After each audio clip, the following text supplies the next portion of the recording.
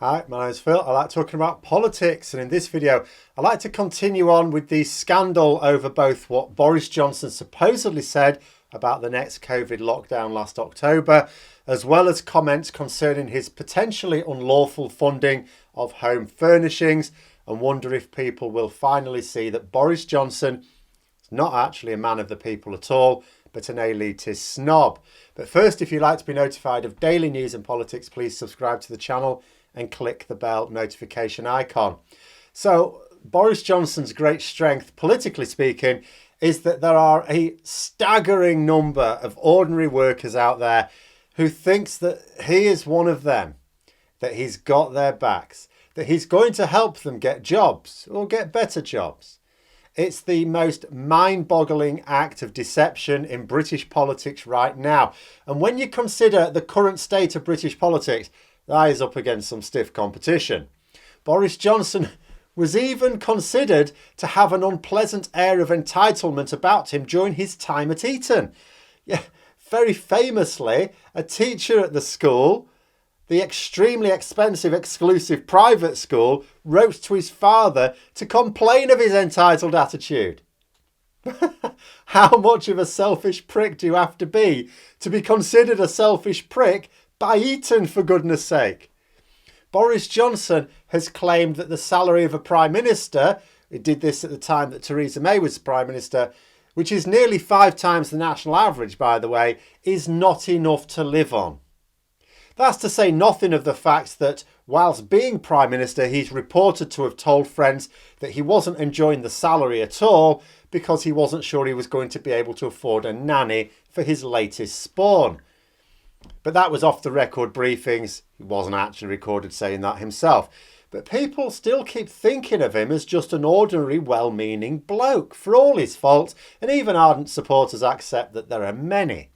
And it is maddening to me that there are ordinary working people out there who think that Boris Johnson and his Conservatives have the best interests of the people at heart. You only have to look at them and what they're doing. But somehow people don't see this master of entitled prickery for what he is, when an elitist snob surrounds himself with other elitist snobs and funnels billions of pounds of public money into the bank accounts of yet more elitist snobs, and is still considered a man of the people. What you have there is one of the greatest cons I've ever seen. Then you remember that Nigel Farage pulled the same trick. Another guy who was considered to be an objectionable prick even by his posh private school, and yet somehow managed to convince people he was just an ordinary man on the street. How differently our history would have gone were it not for these two geniuses of the massive con. But now these twin scandals that have hit Boris Johnson may well start to remove that veneer, at least for him. His alleged statement that he would rather see the bodies pile high than impose another lockdown is an interesting one. It's been widely reported, but without more proof than just anonymous sources in the media, people will not reasonably be expected to believe it if they don't want to. Yesterday I talked about how Starmer pressed Johnson to deny the allegation in Parliament and then left it there. He didn't continue with further questions.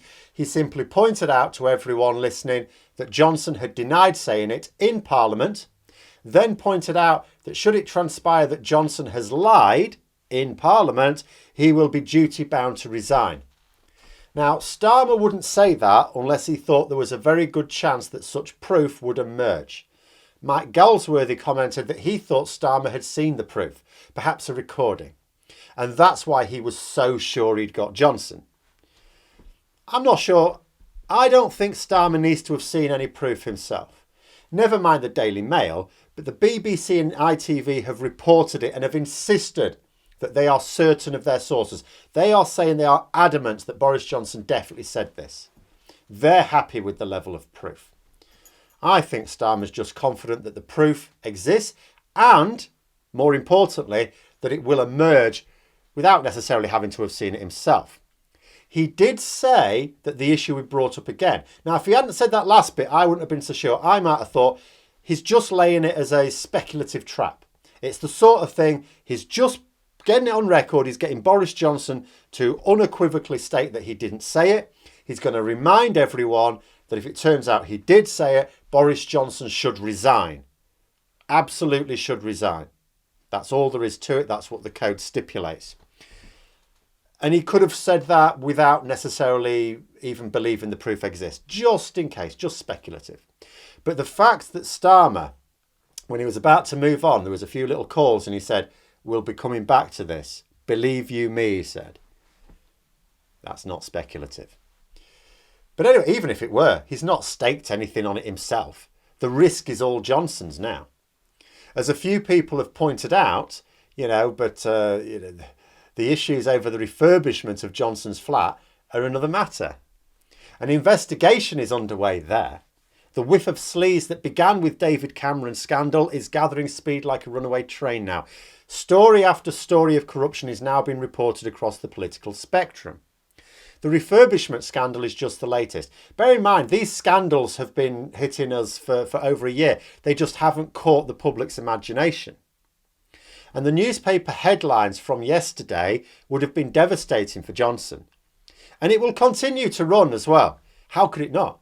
Because even if no more scandals emerge, which would seem highly unlikely, the fact that an investigation is underway is going to make it very newsworthy for some time.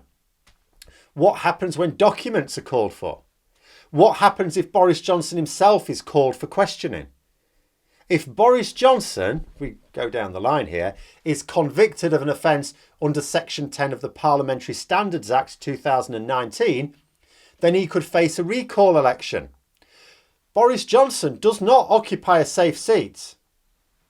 There was a possibility he could have lost that seat at the last election.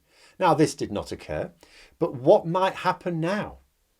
Now, I don't know if Johnson has broken the law, and if he has, I don't know whether he would be prosecuted under the only law that can force him to stand for election again, albeit needing 10% of the electorate to put a petition up. But even in a safe seat, there's always 10% of your political opponents. Simply being convicted of any crime can't result in a recall election unless you're jailed normally. But falling foul of the Parliamentary Standards Act, which doesn't attract a prison sentence, ordinarily it would be considered, not the most serious crime, but that's the exception when it comes to a recall election. It's what did for a Welsh Tory MP in 2019, who then lost briefly to the Liberal Democrats. But even though I'm not allowing myself to believe that this is the version of events that will play out, just the fact that it could will make it highly reportable in the press. Then there's the nature of the redecoration itself. Now, it was apparently done because the previous incumbent, Theresa May, had turned the flat into I think the quote was, a John Lewis nightmare. Now, for those who don't know, John Lewis is a department store in the UK. It's quite a posh one, in fact. Being perfectly honest, most people couldn't afford to deck their homes out in John Lewis furnishings. I mean, it's not exactly Harrods, but it is pricey by most people's standards. The fact that the reason for the refurbishment given wasn't just that they wanted something more in their style, which would have been absolutely fine, you'd understand that. People would get on board with that. After all, if you move into a place that happens to still be furnished, as it, for the previous occupant, I mean, this almost never happens, but let's say, nobody would think twice if you wanted to change it. But the reason given wasn't that they just wanted to change it to suit themselves, or wanted to make it theirs, put their, seal on it, so to speak, but because John Lewis furnishings, which are posh by most people's standards, is too tatty for Boris Johnson and his fiancée. The fact that they spent a fortune on wallpaper at over £800 a roll will not help hide the elitist prickery either. Speaking of that, Keir Starmer didn't miss a trick yesterday, had himself pictured in John Lewis looking at wallpaper. But anyway, I remember back when Tony Blair's government first formed, Falconer, the Lord Chancellor for his government, redecorated his office with some very, very pricey wallpaper. It was very topical at the time. He had a very tough time justifying the cost. Because the thing is, it doesn't really matter if the cost is justified or not. I don't know at the time whether that cost was justified. I don't even remember forming an opinion. I was just very aware that it was very newsworthy. It's just the impression it gives to ordinary people. Because The cost of things is a double-edged sword for Boris Johnson. Throughout last year, I kept pointing out how he would bandy about numbers that he was investing in various schemes as if they were a lot of money. Like with the funding free school meals for children over holidays, he first of all said, no, we're not going to do it. And then he said, oh, but we've given this like £60 million or something like that to councils so they could do it themselves. It's like, well, first of all, that money wasn't for that purpose. But even if it were, when you break it down, it worked out a few pence. Like you say to people, we've put 60 million quid into this scheme, and people, oh, that's a lot of money. Because it's a lot of money to an individual. But when you break it down as to divide it up by the number of people that money needs to be shared out to, and it's a few pence, you think, oh, even an ordinary person can see, you can't feed a kid for a few pence. That's ridiculous. And that's the thing. He uses these figures to make them sound as if he's been serious about something. A few tens of million here, 100 million there, all designed to sound like a lot when it's actually nowhere near enough. I'll tell you what is a lot. The £100 billion he allocated to Dominic Cummings to work on his Operation Moonshot, which went nowhere. Didn't get off the ground. The 100 billion was still allocated. I still don't know what's happened to that money. But the thing is that they're talking about lots of the money that would be a lot to us, but isn't actually a lot for government spending, works because it sounds like a lot to ordinary people who can't really comprehend what is enough to spend on children in poverty, social care, for example. Is 10 million a lot? Is 100 million? Is a billion? Who knows? The numbers are too big until you break them down, which hardly anybody does because maths. Well, this is the opposite now for Johnson, because this is a lot of money on something that isn't doing his image any good. People know that wallpaper don't cost 840 quid a roll. 840 quid, you could wallpaper the entire house for that. How do people get to think of you as just an ordinary guy when posh John Lewis's posh furniture, which was good enough for the previous Prime Minister, Theresa May, who's also posh, is not good enough for Boris Johnson? And how does an ordinary bloke on the street need wallpaper at £840 a roll? I saw a report that Tory MPs are not of the belief that this is yet cutting through to the public. Now, that's absolutely true. I'm going with that.